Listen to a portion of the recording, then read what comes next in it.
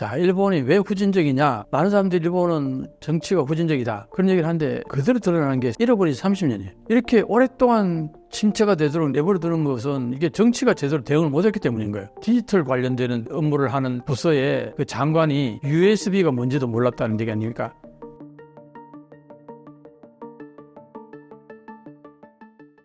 일본은 정치적 후진국으로 알려져 있습니다. 왜 이런 이야기들이 나오는 걸까요? 자, 일본이 왜 후진적이냐? 후진적인 게 맞느냐? 많은 사람들이 일본은 정치가 후진적이다. 그런 얘기를 하는데 그게 그대로 드러나는 게 잃어버린 30년이에요. 이렇게 오랫동안 침체가 되도록 내버려두는 것은 이게 정치가 제대로 대응을 못했기 때문인 거예요. 왜냐? 사실은 제도라든가 여러 가지 무슨 구조적인 변화 이런 것들은 다 법안에 해가지고 그게 진행돼야 되고 그 리더십과 국가가 어느 정도 뭔가 방향 제시 같은 것도 좀 필요하고 그렇잖아요. 그렇다 보면은 지금까지 잃어버린 30년 지금도 여전히 안 좋은 이런 부분들이 치유가 안 된 상태에서 계속 간다는 것은 정치에 문제가 있었던 거예요. 그래서 이번에 자민당이 저렇게 난파선이 된 것처럼 저렇게 참패를 하게 된 이유가 최근에 엔저라든가 임금이 실질 임금이 마이너스라든가 오랫동안 이렇게 되는 거에 대해서 제대로 대응을 못했단 말이에요. 그러니까 이번에 저렇게 완전히 참패했다고요. 그렇게 보면은 일본의 정치가 제대로 대응 못했는지, 자, 그럼 왜 일본의 정치가 그렇게 양질이지 못하고 여러 가지 비판을 받고 그러느냐? 여기에 가장 본질적인 것은 정치가의 자질이라고 봅니다. 정치가의 자질이라는 게 결국은 뭐냐? 아주 뛰어나고 뭔가 리더십이 강하고 이런 사람들이 이 정치에 충원이 되고 강력한 리더십을 발휘할 수 있고 이런 어떤 시스템이 있는 나라가 발전하죠. 어떻게 보면 미국 같은 경우가 좀 그렇다고 봅니다. 미국이 저렇게 민주당과 공화당이 막 저렇게 막 거의 적대적인 정도로 두 나라일 정도로 저렇게 싸우지만 그 내부에 보면 정치가들을 항상 보면은 새로운 어떤 그 뛰어난 정치가들이 계속 그 공급이 돼요. 그리고 그게 주지사로서의 엄청난 그 정치적인 수업도 쌓고 그런 과정들이 계속 그 아주 원활하게 진행된단 말이에요. 그게는 무슨 예를 들어서 일본같이 어떤 세서버 의원이라든가 이런 게 크게 있는 건 아니잖아요. 전혀 없지는 않지만 그건 어디까지나 일부에 지나지 않는다고요. 그런데 일본은 어떠냐? 세습 정치가 아예 핵심이라고 보면 돼요. 세습 정치가 핵심이라는 거는 뭐냐면은 이 세습 정치가들은 어떤 생각을 갖냐? 가업이라고 생각해요. 정치를. 민주주의의 그 여론에 대해서 민감하게 반응하는 여론 반응형 정치라기보다는 그거 하나 직장으로 생각하는 가업으로 보는 거예요. 그러니까 할아버지 때부터 쭉 아버지 그다음에 이제 자녀들까지 쭉 계속 이어질 거란 말이에요. 그럼 이 사람들은 쉽게 또 국회의원이 돼요. 왜냐하면 그 자리를 물려받거든요.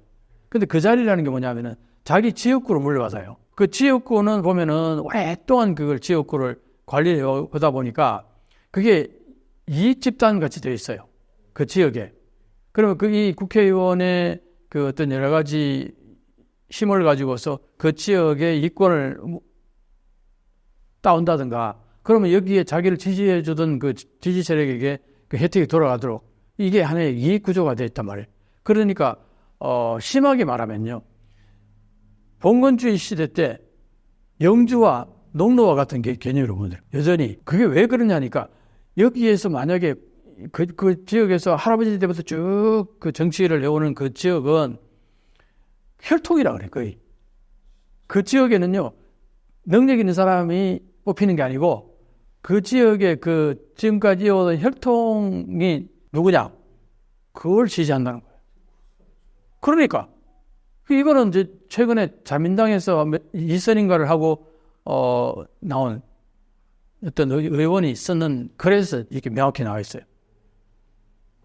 그러다 보니까 이 세습 의원이라는 게 막강한 힘을 가지고 있는 거예요. 그 지역에서 만약에 그 세습 의원하고 경쟁을 해야지 새로운 국회의원 탄생할 거 아니에요? 그럼 그 지역에서 공천을 받아야 되는데 자민당이 공천 받기 힘들 거 아니에요? 왜? 왜냐면 여기에 하나 있으니까 이 사람하고 경쟁을 해야 되는데 쉽지 않겠죠.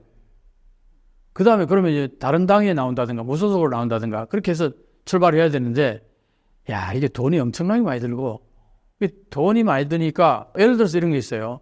한국 같은 경우에는 정치가들 어떤 식으로 충원이 되냐면은 시민운동하던 사람들이 정치가로 들어가는 경우도 많잖아요.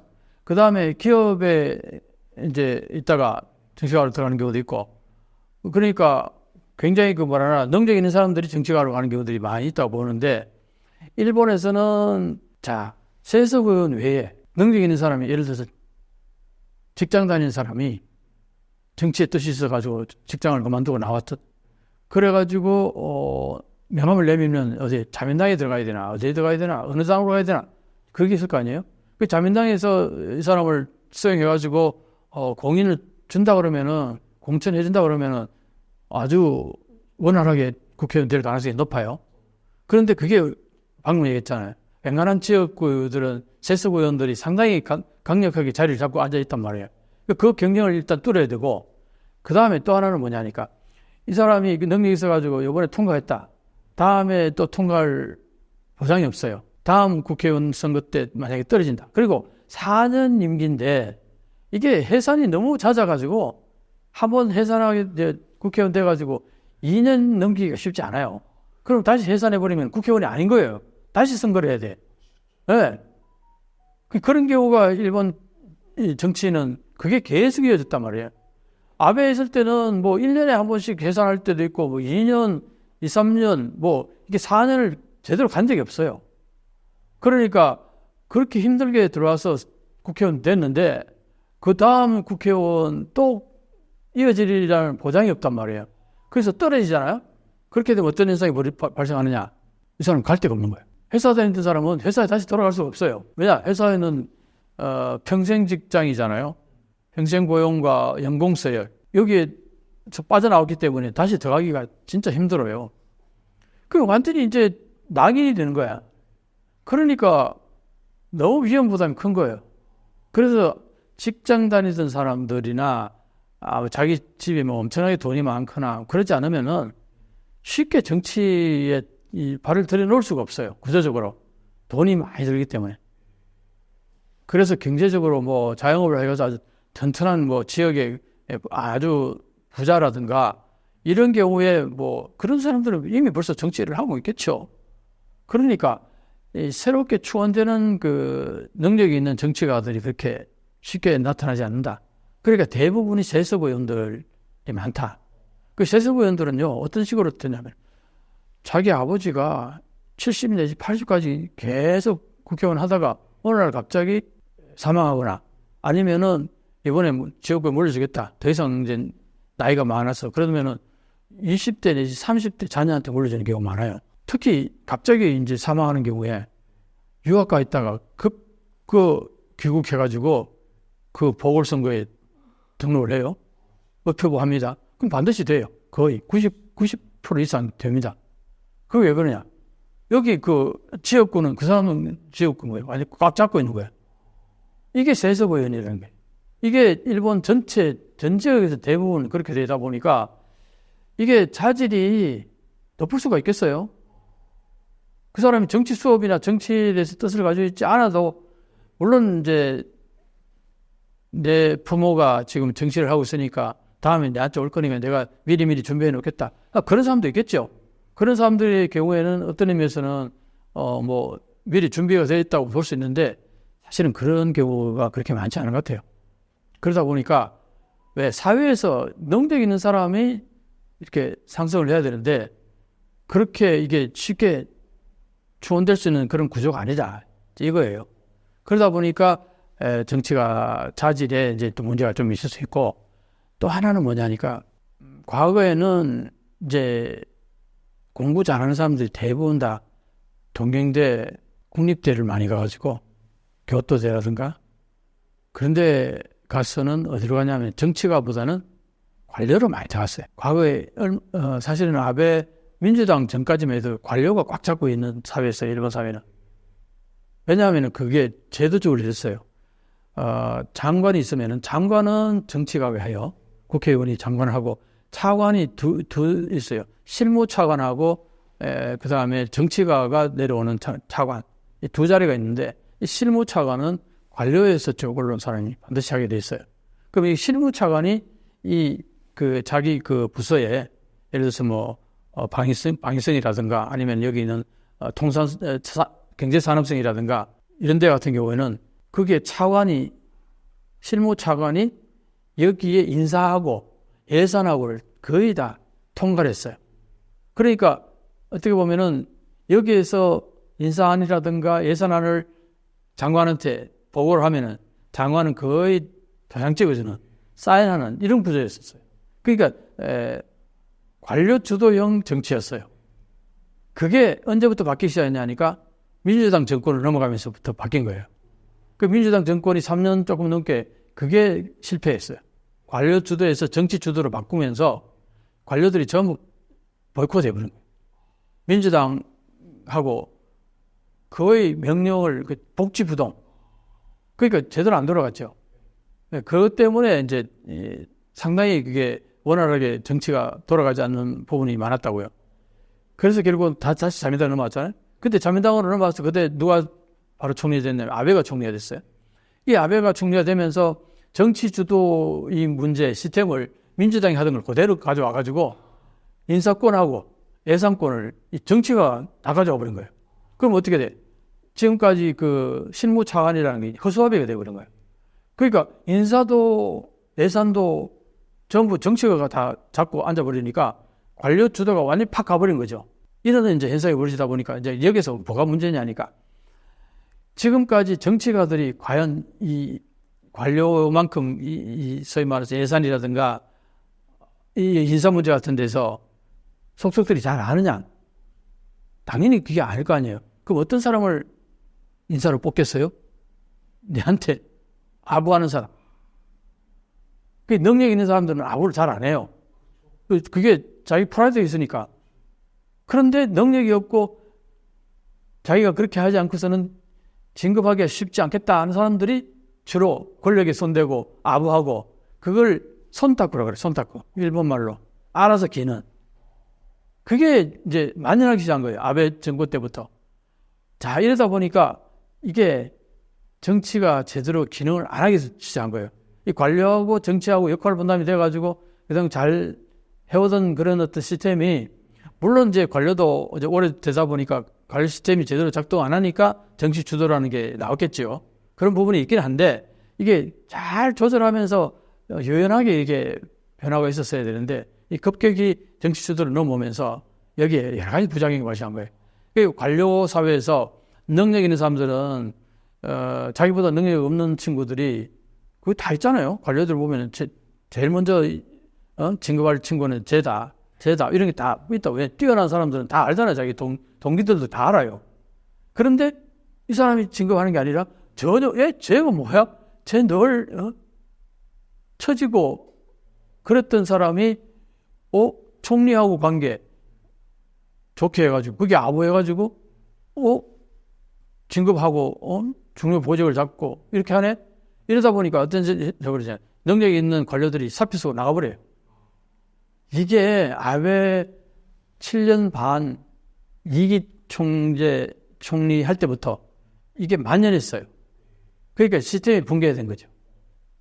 그리고 이제 어떤 현상가 있었냐면은 그러면 이제 정치가들은 누가 주로 했냐니까 대부분 보면은 사립대 같은 경우는 예를 들어서 개요대학이나 뭐 많은 일본의 사립대학들 보면은 그 유치원 때부터 거기 들어가가지고 쭉 다까지 올라가는 경우들이 있어요. 이런 경우는 이제 소위 말해서 있는 집 자식들이 주로 그렇게 할 거 아니에요. 그러니까 거기에서 정치가들이 많이 나오거든요. 그러니까 어떤 면에서는 그 공부라든가 이 지적 능력에 있어서는 관료에 못 미친다는 얘기가 과거에는 당연시 됐었어요. 그런 메커니즘이. 그러다 보니까 지난번에 어떤 그 디지털 관련되는 그 업무를 하는 부서에 그 장관이 USB가 뭔지도 몰랐다는 얘기 아닙니까? 그게 일본의 정치 시스템이었던 거예요.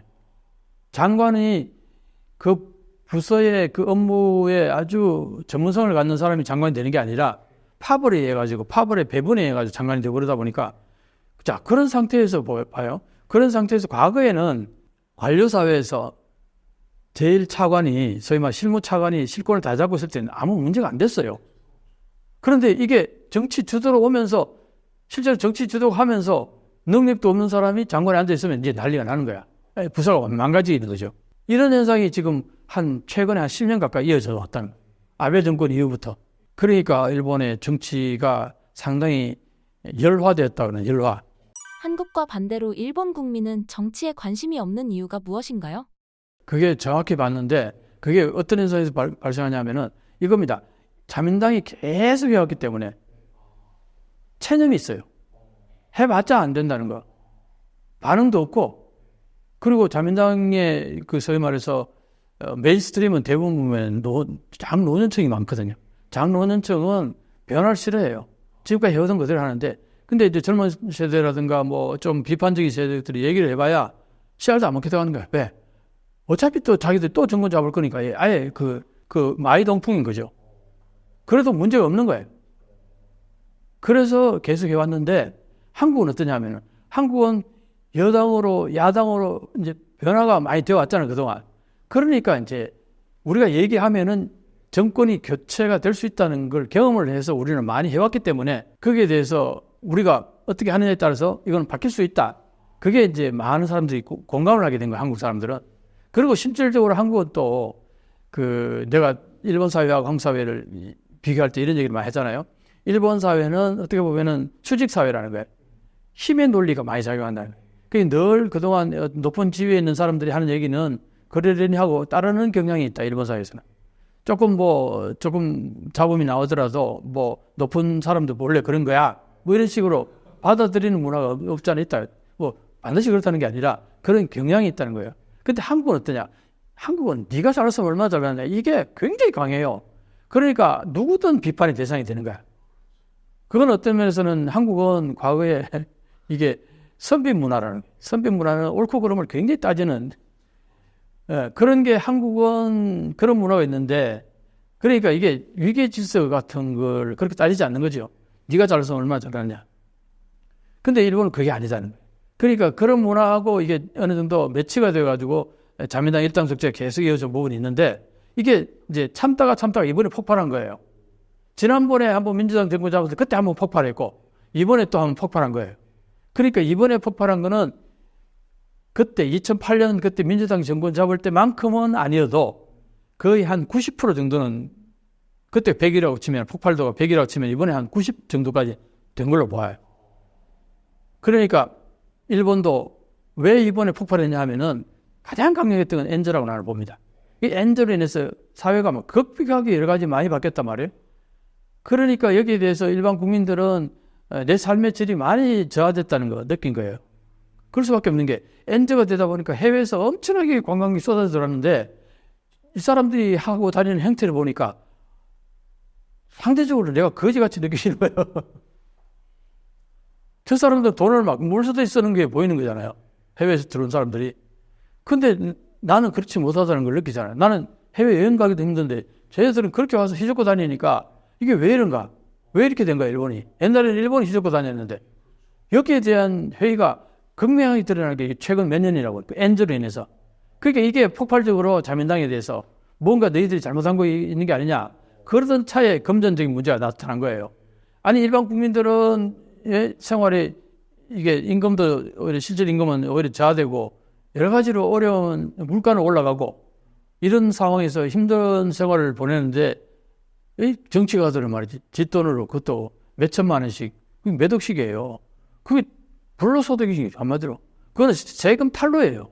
그러면은 일반인들이 그렇게 세금 탈루했을 경우 바로 감옥에 가는데 왜 얘들은 아무런 제재를 받지 않느냐. 거기에 대해서 다 이제 꼭지가 놓은 거죠, 여론이. 그래서 거기에 대해서 처음에는 제재를 아예 안 하고 가려다가 하도 반발이 심하니까 이시바 총리의 입장에서는 아베파들이 다수잖아요. 여기서 강력하게 반발하니까 그냥 묻고 가려고 그러다가 여론이 워낙 나쁘니까 이시바 총리도 단행을 한 거예요. 그러니까 12명 공인을 안 해주고 그 다음에 40몇 명까지 되는 이게 지역구하고 비례대표하고 이렇게 연동을 해가지고 지역구에 떨어지더라도 비례대표에서 구제가 될 수 있는 이런 시스템으로 소위 말해서 중진들은 그렇게 다 해가지고 뭐 선거에 따르면 어떻게든 국회에 되는 거잖아요. 이게 이제 이번에 40몇 명인가를 소위 말 정치 자금 문제가 있는 사람들, 이 후보자들을 연동을 못하게 해버린 거예요. 그래서 지역구에 떨어진 사람 다 떨어져 버린 거예요. 그게 28명 가까이 된 거예요. 그러니까 그 정도는 여론의 반응을 한 거잖아요. 그래서 그나마 저 정도는 의석을 얻은 거지. 만약 그것조차 안 했다 그러면 완전히 야당으로 완전히 넘어갔을지도 몰라요. 지난번에 민주당 정권 넘어갔듯이. 그랬는데 이번에 아까 2천만 원 그걸 일주일 전에 그냥 뿌린 그것 때문에 한 몇십 석은 날아갔다 그러더라고요. 네, 그러니까 뭐냐 하면은 이 돈 문제. 그러니까 이게 자민당은 그게 체질화돼 있어요. 그전에도 여러 가지 그 정치 자금 문제, 헌금 문제, 그 비리 이런 것 때문에 늘 문제가 됐었는데 이번에 그게 결정적으로 드러나기 시작한 거예요.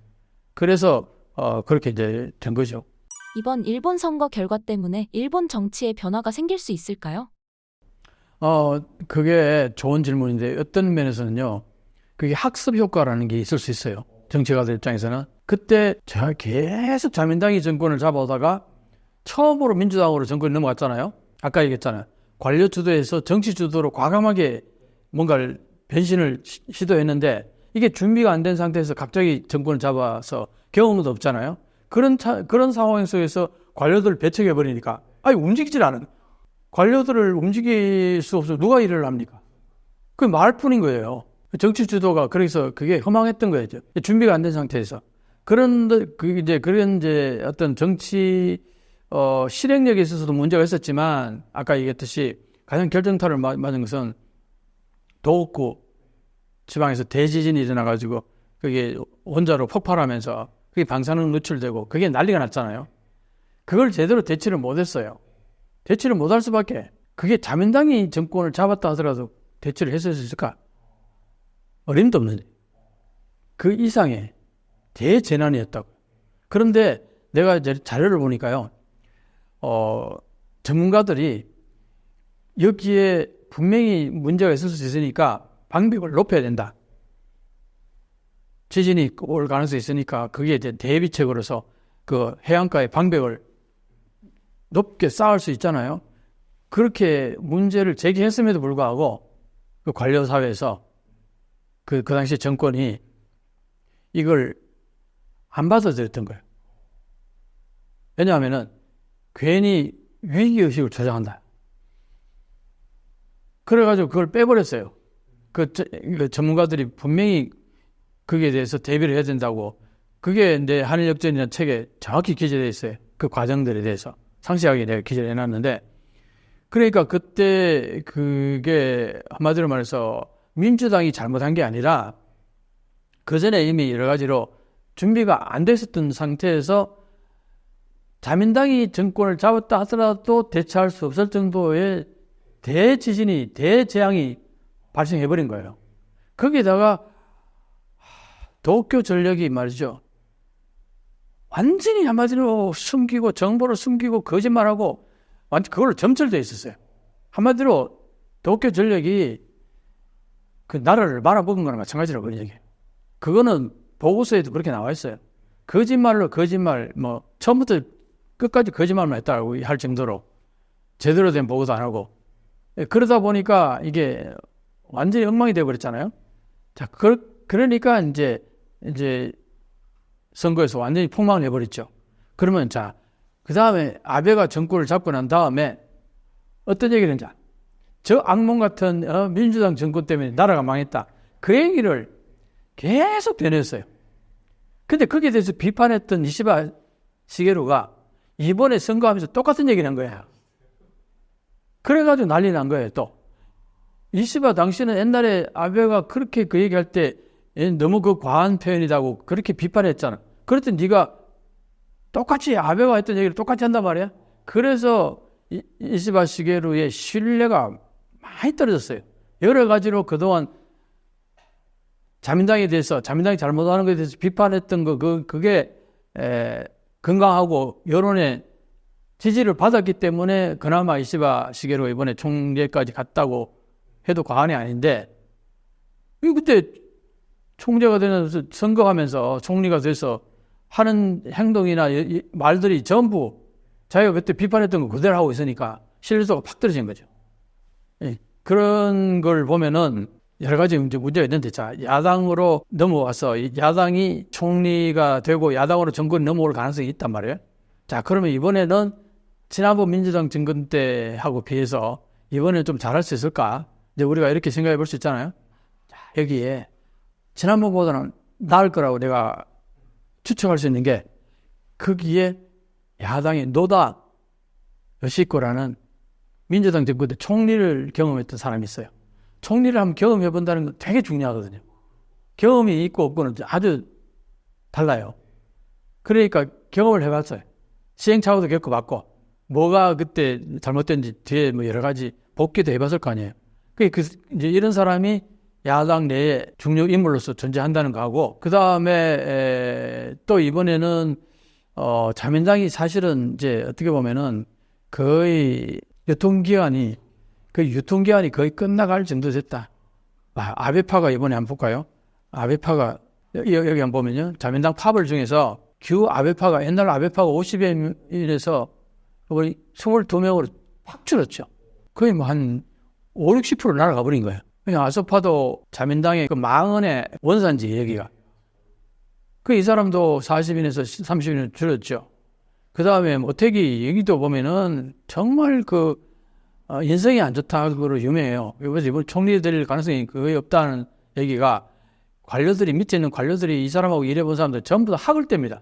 그래서 이 사람도 총리가 될 가능성이 별로 없다, 이렇게 이제 얘기를 하는데, 이거 다 줄었죠. 그죠? 이제 이러니까 어떻게 보면은 이제 자민당의 그 세력이 많이 위축이 되고, 그리고 여기에서 이제 새로운 야당 세력들이, 아까도 봤듯이 국민민주당 같은 경우에는 젊은 층이 많이 지지를 했잖아요. 이거는 되게 큰 변화예요, 일본에서. 그전에만 해도 20대, 30대들이 자민당 지지가 굉장히 높았어요. 그거 이해하기 어렵다, 이런 얘기도 많이 했는데, 왜냐하면 보통 젊은 층들은 반정부적인 비판적인 사상을 가진 경우가 많은데, 이상하게 일본에서는 아베 오랫동안 정권을 잡았을 때는 20대들이 그렇게 자민당 지지도가 높았던 거예요. 그런데 이건 보세요. 이번에는 아까 봤잖아요. 20대들이 훨씬 국민민주당 지지가 높다는 거예요. 이게 국민민주당이에요. 28세밖에 안 되는 국민민주당이 비례에서 이렇게 많은 표를 얻었다는 겁니다. 30대까지. 10대도 만만치 않죠. 10대가 이게 자민당이 이렇게 많은 게, 이게 뭘 몰라서 그런다고 얘기를 합니다만, 그래서 어쨌든 이게 이렇게 많다는 게, 이게 국민민주당이 앞으로 발전 가능성이 보인다는 거예요. 그래서 지금 아까 이 사람, 국민민주당의 대표, 다마키 유이치로, 이 사람이 과거에 오쿠라쇼 대장성 관료 출신이에요. 그러면 뭘 말할 수 있느냐? 일단 공부를 많이 했다. 웬간해서는 대장성에 취직이 힘들어요. 그러니까 일본의 관료 중에서도 그 당시에는 가장 힘이 있었던 조직이 대장성이었단 말이에요. 거기에서 오랫동안 있다가 이제 나와서 정치를 하는 사람이니까 기본적으로 머리는 있을 거고 지식 체계는 굉장히 탄탄할 거라고 보는 거죠. 근데 이제 이 사람이 이제 보니까 이번에 왜 이렇게 자기들이 많이 늘어났느냐, 이걸 보니까 정책이 다른 거예요. 정책. 이 사람이 정책을 내세운 게 뭐가 있냐면은 실질적으로 서민들에게 혜택이 들어갈 수 있는 정책들을 몇 가지 폈는데, 그게 굉장히, 특히 그 중에서 가장 강력한 게 뭐냐니까 105엔인가 110엔 채 안 되는 요걸 넘어가면요 세금이 붙어요. 소득이. 이게 너무 낮지 않느냐. 그러니까 175만 엔인가 여기까지는 세금을 내지 않도록 그 상한선을 높이자고 강력하게 주장을 하고 있어요. 그걸 이번에 꼭 관철시키려고 그러는 거예요. 자, 이렇게 되면은 비정규직이라든가 많은 여성 노동자들이라든가 소위 말해서 서민층, 이 사람들에게 혜택이 바로 직결되는 거 아니에요. 세금이 많이 줄어들 거라고요. 그러니까 많은 지지를 쏟지 않았을까, 20대, 30대들이. 그래서 이 사람은 이번에 자민당, 국민당하고 만약에 뭘 협력을 한다 할 때 이거 관철해주면은 협력해주겠다. 강력하게 문제 제기를 해요. 자, 그래서 이걸 통과시킨다. 이 사람은 서민 편이네. 서민들 입장에서는, 젊은 사람들 입장에서는 쌍수 들고 환영할 거 아니겠어요? 그런 거 하나씩 두 개씩 쌓아가겠다는 거예요. 그러니까 다음 내년 8월 달에 참여연 선거 때 의원수를 대폭 늘리겠다 이런 야망이 있어요. 그렇게 해서 계속 나가면은 어떻게 되겠어요? 나중에는 이제 제대로 된 정권을 잡을 수 있는 다수당파가 될 수 있다 이거죠. 그런 이제 생각을 갖고 있으니까 이번에 어떻게 진행이 될지 상당히 이게 흥미진진합니다. 그런 의미에서는 일본이 이제서 민주주의의 기본으로 들어가고 있는 게 아니냐. 왜? 여론을 의식해야 되고 여론에 민감하게 반응해야 되고 그렇게 하는 정치 세력이 의원수를 늘리게 되고 이렇게 되면 자민당도 이제 과거같이 막 밀어붙이는 식이 그리고 맨날 노인들 이해관계만 밀어주는 이런 걸 해가지고는 이제 젊은 세대한테 버림받을 가능성이 있는 거 아니에요? 그러니까 달라질 거라고 보는 거죠. 그런 의미에서 본다면 사실은 혼란스럽게 하지만 민주주의라는 게 본래 혼란스러운 거 아닙니까? 그러니까 이제서 일본이 어떤 의미에서는 제대로 된 한번 민주주의를 할 수 있는 토양이 이제 마련된 게 아니냐. 어느 누구도 일방적으로 끌어갈 수 없어요. 타협을 해야 되고 협의를 해야 되고 거기에서 여론의 그 어떤 따가운 시선을 의식하면서 거기에 부응해 나가야 이제 살아나올 수 있다. 이런 면에서는 이게 민주주의의 아주 기본으로 돌아간 거 아니냐. 그런 의미에서 보면은 일본은 어떤 의미에서는 좋은 징조일 수도 있어요. 잘하게 어떻게 대응하느냐에 따라서 그런 측면도 있으니까 이번에 만약에 야당으로 정권이 넘어간다 하더라도 지난번 민주당 정권 때와는 다를 거다 그런 생각을 하죠. 다만 이런 건 있습니다. 야당 정치 세력이라는 게 너무 그 정책에 있어서 그 브라이티예요. 서로 정책들이 지향하는 바가 많이 달라요. 자, 이렇다고 보면 돼요. 이렇게 어떤 축이 있다고 치면은 자민당이 이렇게 했으면 자민당이 반대하는 세력들이 이렇게 뻥뻥뻥 있을 거 아니에요. 그게 야당이란 말이에요. 근데 이게 뭐하면서요? 이 야당의 위치가 전혀 다르잖아요. 자민당이 이렇게 하나의 이렇게 뭉쳐 있다고 보면 거기에 반대하는 세력들이 야당일 거란 말이에요.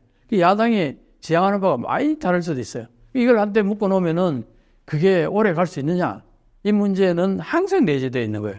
그런데 또 한 가지 얘기할 수 있는 게 뭐냐면은 자민당하고요, 공명당하고 전혀 성격이 다른 당이에요. 자민당은 완전히 보수, 소위 말해서 가진 자들, 대기업 이쪽에 대변하는 정치 세력이라고 본다면 공명당은 완전히 서민층이거든요. 서민층을 대변하는. 그런데 지금까지 같이 연립을 해가지고 벌써 몇 년, 20년 됐나, 30년 됐나? 그렇게까지 해오고 있잖아요. 그런 거 보면 뭐냐 하니까 권력이라는 게 그만큼 접착력이 어마어마하다는 거예요. 지향점이 좀 달라도 그 권력이라는 접착제가 너무나 강력하기 때문에 같이 갈 수 있다는 거예요. 왜냐? 야당이 해가지고는 아무것도 영향을 미칠 수 없거든요. 그런데 여당 하게 되면은 그래도 한두 개는 반영할 수 있잖아요. 그러니까 그런 것 때문에 지금 완전히 막 야당 세력이 완전히 뭐 군소 정당이 막 몇 개, 7개인가 이렇게 나눠진 정당인데 이게 과연 접착제로 이렇게 붙여질 수 있을까? 그런 우려는 있지만 권력이라는 강력한 접착제로 붙인다면은 가능할 수도 있지 않을까? 이제 그렇게 내다볼 수 있는 거죠. 신사임당 시청자분들을 위한 한마디 부탁드릴게요. 오늘도 신사임당 시청자 여러분하고 지금 현재 일본의 큰 변화를 제가 아주 핵심으로 잘할 수 있는 이 일본 정치 여기에 대해서 오늘 말씀을 드렸는데 그동안 일본 정치는 뭐 삼류다, 사류다, 정치가 형편없다. 그래서 그나마 일본이 저렇게 그동안 유지했던 것은 경제가 뭐 잘 굴러가고 경제 리더들, 경제 인재들이 뛰어나기 때문에 굴러왔다. 근데 그 경제 뛰어난 인재들이 정치 쪽으로 안 들어가요. 왜냐? 정치 쪽으로 들어가면은 소위 말해서 그 재섭 의원들이 뭐 압도적으로 다들 이권 다 차지해버리고 자기한테는 거의 기회가 안 오는데 들어갔다가 선거 한두 번 떨어지면은 낙동하고 오래야 되는. 이러다 보니까 산업 경제 뛰어나다는 그 지적 능력을 가진 경제 인재들은 정치 쪽으로 잘 안 와요. 이런 문제가 이제 일본에 있는데 어쨌든 이번에 이렇게 변화가 생기면서 새로운 어떤 바람이 불겠죠. 그런 것들을 오늘 여러분들하고 좀 말씀을 나눴고, 앞으로도 꼭 이 부분은 꼭 지켜보면은 일본의 경제하고 밀접히 이제 관련되어 있을 겁니다. 많은 정책들이. 그런 의미에서 오늘 여러분들하고 일본 정치에 대해서 좀 많은 얘기를 했는데, 잘 봐주시면 고맙겠고, 또 한일역전TV에도 오시면은 제가 특히 이 부분에 대해서는 많이 앞으로 영상을 올릴 생각입니다. 예, 감사합니다.